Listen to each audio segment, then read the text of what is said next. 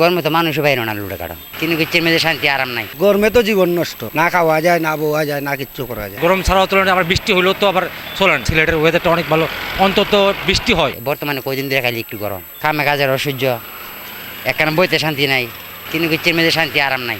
আর বৃষ্টি হলে তো মোটামুটি আল্লাহ দিলে ভালো হইতো, খারাপ হইতো।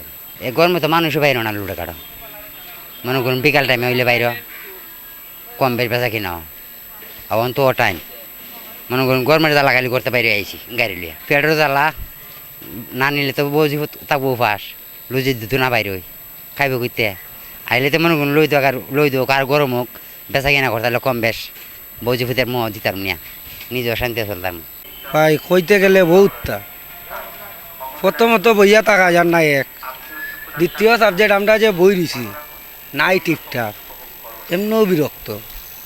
আর গরমে তো জীবন নষ্ট, না খাওয়া যায়, না বোয়া যায়, না কিচ্ছু করা যায়। আর কি দেখা যায় শরীরের ভিত্তে করে অশান্তি, রাইট ঘুমানি যায় না। এই মুহূর্তে আসলে গরমের যে অবস্থা, আসলে সিলেটে তো এমনিতেই বৃষ্টিপাত বেশি থাকে, তারপরেও ইদানিং যাবৎকালে যেরকমটা আসলে দেখা যাচ্ছে যে বৃষ্টিপাত নেই বললেই চলে এবং জনদুর্ভোগ বাড়ছে এই গরমের মধ্যে। এবং 40 ঊর্ধ্ব যারা রয়েছে বয়স যাদের, তাদের আসলে দেখা যাচ্ছে হিটস্ট্রোকের পরিমাণটা বেড়ে যাচ্ছে। এবং আমাদের আশেপাশে যারা বাচ্চারা রয়েছে একদম ছোট থেকে শুরু করে আমাদের বয়সীও যারা রয়েছেন, তারাও মূলত এই দুর্ভোগটা পোহাচ্ছে এই গরমের কারণে। কারণ এই গরমে ডিহাইড্রেশন থেকে শুরু করে নানা রকম রোগ ব্যাধি, জ্বর থেকে শুরু করে নানা রকম বড় বড় রোগ ব্যাধি হচ্ছে, যেগুলো আসলে এই গরমকে কেন্দ্র করেই হচ্ছে। যে গরম ছাড়াও তুলনায় আবার বৃষ্টি হলেও তো আবার চলেন, ঠিক আছে, সব কিছুই মাইনে নিতে হয়। এটা প্রাকৃতিক একটা এটার মধ্যে কারো হাত নাই যে আজকে ইচ্ছা করলে যে আপনার এসির বাতাস দিয়ে এটার কোনো হাত নাই। এটা আল্লাহর একটা রহমত, এটাই রহমত মনে করতে হবে।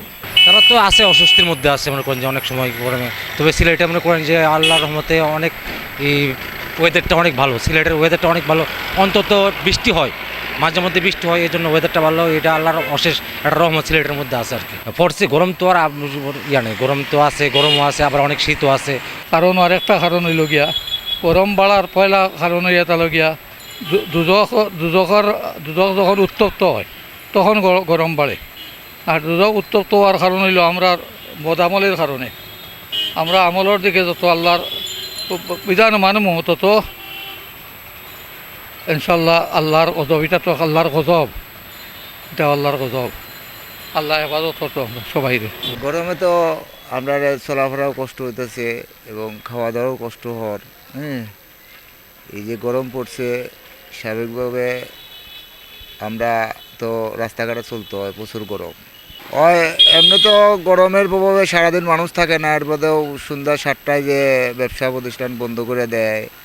এখন সন্ধ্যা 7টা বলতে 8টার পরে কোনো মানুষই থাকে না শহরের ভিতরে। অতীতে গরম যদিও পড়ে থাকে, আমরা হয়তো এরকম বৈজ্ঞানিক না, কিন্তু তখন গাছগাছালি বেশি ছিল, তখন এত গরমটা আমরা অনুভব করছি না।